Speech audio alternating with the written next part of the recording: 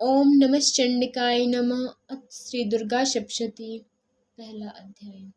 महर्षि मार्कंडेय जी बोले, सूर्य के पुत्र सावर्णी की उत्पत्ति की कथा विस्तार पूर्वक कहता हूँ, सुनो। सावर्णिक महामाया की कृपा से जिस प्रकार मनवंत्र में स्वामी हुए हैं, उसका हाल भी सुनो।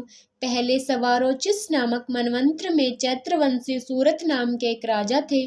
सारी पृथ्वी पर उनका राज्य था। वह प्रजा को अपने पुत्र के समान मानते थे, तो भी कोला विध्वंसी राजा उनके शत्रु बन गए और दुष्टों को दंड देने वाले राजा सूरत की उनके साथ लड़ाई हुई। कोला विध्वंसियों की संख्या में कम होने पर भी राजा सूरत उनसे युद्ध में हार गए। तब वह अपने नगर में आए और केवल अपने देश का राज्य ही उनके पास रह गया और वह उसी देश के राजा होकर राज्य करने लगे। किंतु उनके शत्रुओं ने उन पर वहां भी आक्रमण किया और राजा को बलहीन देखकर उसके दुष्ट और दुरात्मा मंत्रियों ने राजा की सेना और खजाना अपने अधिकार में कर लिया। राजा सूरत अपने राज्याधिकार को हार कर शिकार खेलने के बहाने घोड़े पर सवार होकर वहां से एक भयंकर वन की ओर चले गए। उस वन में उन्होंने महर्षि मेधा का आश्रम देखा। वहां मेधा महर्षि अपने शिष्यों तथा मुनियों से सुशोभित हुए बैठे हुए थे और कितने ही हिंसक जीव परम शांति भाव से रहते थे। राजा सूरत ने महर्षि मेधा को प्रणाम किया और महर्षि मेधा ने उनका उचित सत्कार किया और राजा सूरत महर्षि के आश्रम में कुछ समय तक ठहरे। अपने नगर की ममता के आकर्षण में राजा अपने मन में सोचने लगे कि पूर्व काल में पूर्वजों ने जिस नगर का पालन किया था, वह आज मेरे हाथों से निकल गया है। मेरे दुष्ट एवं दुरात्मा मंत्री मेरे नगर की अब धर्म से रक्षा कर रहे होंगे या नहीं। मेरा प्रधान हाथी, जो सदा मद की वर्षा करने वाला तथा सूरवीर था, मेरे वैरियों के वश में होकर न जाने क्या दुख भोग रहा होगा। मेरे आज्ञाकारी नौकर, जो मेरी कृपा से धन और भोजन प्राप्त करने से सदैव सुखी रहते थे और मेरे पीछे पीछे चलते थे, वह अब निश्चय ही दुष्ट राजाओं का अनुसरण करते होंगे और मेरे दुष्ट एवं दुरात्मा मंत्रियों द्वारा व्यर्थ ही धन को व्यय करने से संचित किया हुआ मेरा खजाना एक दिन अवश्य ही खाली हो जाएगा। इस प्रकार की बहुत सी बातें सोचता हुआ राजा निरंतर दुखी रहने लगा। एक दिन राजा सूरत ने महर्षि मेधा के आश्रम के निकट एक वैश्य को देखा। राजा ने उससे पूछा, भाई तुम कौन हो? तुम्हारे यहाँ आने का क्या कारण है और तुम मुझे शोकग्रस्त अनमने से दिखाई देते हो, इसका क्या कारण है? राजा के यह नम्र वचन सुन वैश्य ने महाराज सूरत को प्रणाम करके कहा। वैश्य बोला, राजन, मेरा नाम समाधि है। मैं धनियों के कुल में उत्पन्न एक वैश्य हूँ।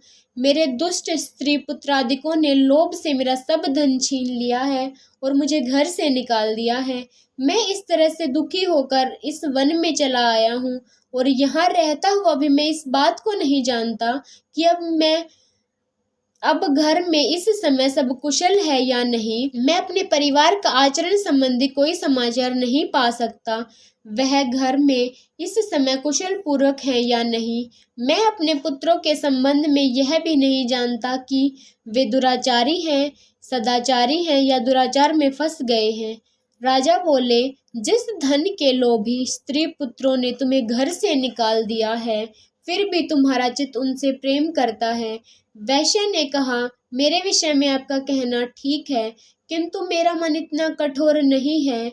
यद्यपि उन्होंने धन के लोभ में पड़कर पितृ स्नेह को त्याग कर मुझे घर से निकाल दिया है, तो मेरे मन में उनके लिए कठोरता नहीं आती।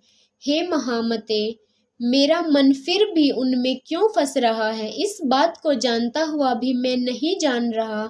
मेरा चित्त उनके लिए दुखी है। मैं उनके लिए लंबी लंबी सांसें ले रहा हूँ। उन लोगों में प्रेम नाम को नहीं है, फिर भी ऐसे निस्सनेहियों के लिए मेरा हृदय कठोर नहीं होता। महर्षि मार्कंडेय जी ने कहा, हे ब्राह्मण, इसके पश्चात महाराज सूरत और वह वैश्य दोनों महर्षि मेधा के समीप गए और उनके साथ यथा योग्य न्याय संभाषण करके दोनों ने वार्ता आरंभ की। राजा बोले, हे भगवान, मैं आपसे एक बात पूछना चाहता हूँ, सो आप कृपा करके मुझे बताइए। मेरा मन मेरे अधीन नहीं है, मैं इससे बहुत दुखी हूँ। राजा राज्य, धन आदि की चिंता अभी तक मुझे बनी हुई है और मेरी यह ममता अज्ञानियों की तरह बढ़ती ही जा रही है। और यह समाधि नामक वैश्य भी अपने घर से अपमानित होकर आया है। इसके सब जनों ने भी इसे त्याग दिया है। सब जनों से त्यागा हुआ यह उनसे हार्दिक प्रेम रखता है। इस तरह हम दोनों ही दुखी हैं। हे महाभाग, उन लोगों के अवगुणों को देखकर भी हम दोनों के मन में उनके लिए ममता जनिक आकर्षण उत्पन्न हो रहा है। हमारे ज्ञान रहते हुए भी ऐसा क्यों? अज्ञानी मनुष्यों की तरह हम दोनों में यह मूर्खता क्यों? महर्षि मेधा ने कहा, विषम मार्ग का ज्ञान सब जंतुओं के लिए है। सबों के लिए विषय पृथक पृथक होते हैं। कुछ प्राणी दिन में नहीं देख सकते और कुछ रात को, परंतु कुछ जीव ऐसे हैं जो दिन तथा रात दोनों में देख सकते हैं। यह सत्य है कि मनुष्यों में ज्ञान प्रधान है, किंतु केवल मनुष्य ही ज्ञानी नहीं होते। पशु पक्षी भी ज्ञान रखते हैं। जैसे यह पशु पक्षी ज्ञानी है, वैसे ही मनुष्यों का ज्ञान है। ज्ञान मनुष्यों में है, वैसे ही पशु पक्षियों में है, तथा अन्य बातें भी दोनों में एक जैसी पाई जाती हैं। ज्ञान होने पर भी इन पक्षियों की ओर देखो, कैसे भूख से पीड़ित बच्चों की चोंच में कितने प्रेम से अन्न के दाने डालते हैं। हे राजन, ऐसा ही प्रेम मनुष्यों में अपनी संतान के प्रति पाया जाता है। लोभ के कारण अपने उपकार का बदला पाने के लिए मनुष्य पुत्रों की इच्छा किया करते हैं और इस प्रकार मोह के गड्ढे में गिरा करते हैं। भगवान श्री हरि की जो माया है, यह उसी से यह संसार मोहित हो रहा है। इसमें आश्चर्य की कोई बात नहीं है, क्योंकि वह भगवान विष्णु की योग निद्रा है। यह माया ही तो है जिसके कारण संसार मोह में जकड़ा हुआ है। यही महामाया भगवती देवी ज्ञानियों के चित्त को बलपूर्वक खींचकर मोह में डाल देती है और उसी के द्वारा संपूर्ण जगत की उत्पत्ति होती है। यही भगवती देवी प्रसन्न होकर मनुष्यों को मुक्ति प्रदान करती है। यही संसार के बंधन का कारण है तथा संपूर्ण ईश्वरों की भी स्वामिनी है। महाराज सूरत ने पूछा, भगवान, वह देवी कौन सी है जिसको आप महामाया कहते हैं? हे ब्राह्मण, वह कैसे उत्पन्न हुई? उसका क्या कार्य है? उसके चरित्र कौन कौन से हैं प्रभु? उसका जैसा प्रभाव है, जैसा स्वरूप है, वह सब ही कृपा करके मुझसे कहिए, मैं सुनना चाहता हूँ। महर्षि मेधा बोले, हे राजन, वह देवी तो नित्य स्वरूपा है। उसके द्वारा यह संसार रचा गया है, तब भी उसकी उत्पत्ति अनेक प्रकार से होती है। वह सब आप मुझसे सुनो। वह देवताओं का कार्य सिद्ध करने के लिए प्रकट होती है और उस समय वह प्रकट हुई कहलाती है। संसार को जलमय करके जब भगवान विष्णु योग निद्रा का आश्रय लेकर शेष शैया पर सो रहे थे, तब मधु कैटभ नाम के दो असुर उनके कानों के मैल से प्रकट हुए और वह श्री ब्रह्मा जी को मारने के लिए तैयार थे। श्री ब्रह्मा जी ने उन दोनों को अपनी ओर आते हुए देखा और यह भी देखा कि भगवान विष्णु योग निद्रा का आश्रय लेकर सो रहे हैं। तो वह उस समय श्री भगवान को जगाने के लिए उनके नेत्रों में निवास करने वाले योग निद्रा की स्तुति करने लगे। श्री ब्रह्मा जी ने कहा, हे देवी, तुम ही स्वाहा, तुम ही स्वधा और तुम ही वष्टकार हो। स्वर भी तुम्हारा ही स्वरूप है। तुम ही जीवन देने वाली सुधा हो। नित्य अक्षर प्रणव में आकार, उकार, मकार, इन तीनों में माताओं के रूप में तुम ही स्थित हो। इसके अतिरिक्त जो बिंदु पथ अर्ध मात्रा हैं, जिनका कि विशेष रूप से उच्चारण नहीं किया जाता, हे देवी, वह भी तुम ही हो। हे देवी संध्या, सावित्री तथा परम जननी तुम ही हो। तुम इस विश्व को धारण करने वाली हो। तुमने ही इस जगत की रचना की है और तुम ही इस जगत का पालन करने वाली हो और तुम ही कल्प के अंत में सबको भक्षण करने वाली हो। हे देवी, जगत की उत्पत्ति के समय तुम सृष्टि रूपा होती हो और पालन काल में स्थित रूपा हो और कल्प के अंत में संहार रूप धारण कर लेती हो। तुम ही महाविद्या, महामाया, महामेधा, महारात्रि और मोहरात्रि हो। श्री ईश्वरी और बोध स्वरूपा बुद्धि भी तुम ही हो। लज्जा, पुष्टि, तुष्टि, शांति और क्षमा भी तुम ही हो। तुम खड्ग धारिणी, शूल धारिणी, घोर रूपा तथा गदा, चक्र, शंख और धनुष को धारण करने वाली हो। बाण, भुशुंडी और पृग, यह भी तुम्हारे ही अस्त्र हैं। तुम सौम्य और सौमित्र हो। यही नहीं बल्कि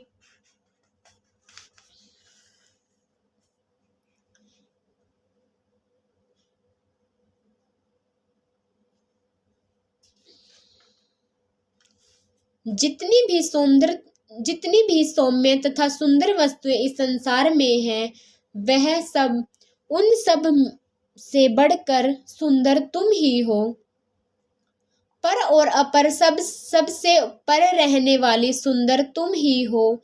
हे सर्व स्वरूपे देवी, जो भी सत असत पदार्थ हैं वह और उनमें जो शक्ति है वह तुम ही हो। ऐसी अवस्था में भला तुम्हारी स्तुति कौन कर सकता है। इस संसार की सृष्टि, पालन और संहार करने वाले जो भगवान हैं, उनको भी जब तुमने निद्रा के वशीभूत कर दिया है, तो फिर तुम्हारी स्तुति कौन कर सकता है। मुझे भगवान विष्णु तथा भगवान शंकर को शरीर धारण कराने वाली तुम ही हो। तुम्हारी स्तुति करने की शक्ति किसमें है। हे देवी, तुम तो अपने इन उदार प्रभावों के कारण ही प्रशंसनीय हो। मधु और कैटभ जो भयंकर असुर हैं, इन्हें तो मोह में डाल दो और श्री हरि विष्णु, भगवान विष्णु को जल्दी जगा दो और उनमें इनको मार डालने की बुद्धि भी उत्पन्न कर दो। महर्षि मेधा बोले, हे राजन, जब श्री ब्रह्मा जी ने देवी से इस प्रकार स्तुति करके भगवान को जगाने तथा मधु और कैटभ को मारने के लिए कहा, तो वह भगवान श्री विष्णु के नेत्र, मुख, नासिका, बाहु, हृदय और वक्ष स्थल से निकलकर श्री ब्रह्मा जी के सामने खड़ी हो गई।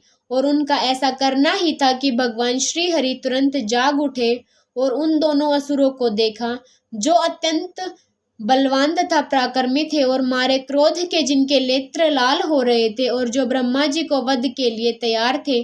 तब क्रुद्ध हो उन दोनों दुरात्मा असुरों के साथ भगवान श्री हरि पूरे 5000 वर्षों तक लड़ते रहे। एक तो वह अत्यंत बलवान थे तथा पराक्रमी थे, दूसरा महामाया ने भी उन्हें मोह में डाल रखा था। अतः वह भी श्री भगवान से कहने लगे, हम दोनों तुम्हारी वीरता से अत्यंत प्रसन्न हैं, तुम हमसे कोई वर मांगो। भगवान ने कहा, यदि तुम मुझ पर प्रसन्न हो तो अब तुम मेरे हाथों से मर जाओ। बस इतना सा ही वर मैं तुमसे मांगता हूँ, यहाँ दूसरे वर से क्या प्रयोजन है। महर्षि मेधा बोले, इस तरह से जब वे धोखे में आ गए और अपने चारों तरफ जल ही जल देखा, तो भगवान श्री हरि से कहने लगे, जहाँ पर जल न हो, सूखी जमीन हो, उसी जगह हमारा वध कीजिए। महर्षि मेधा कहते हैं, तथास्तु कहकर भगवान श्री हरि ने उन दोनों को अपनी जांग पर लेटाकर उन दोनों के सिर काट डाले। इस तरह से यह देवी श्री ब्रह्मा जी की स्तुति करने पर प्रकट हुई थी। अब तुमसे उनके प्रभाव का वर्णन करता हूँ, सो सुनो। जय माता दी।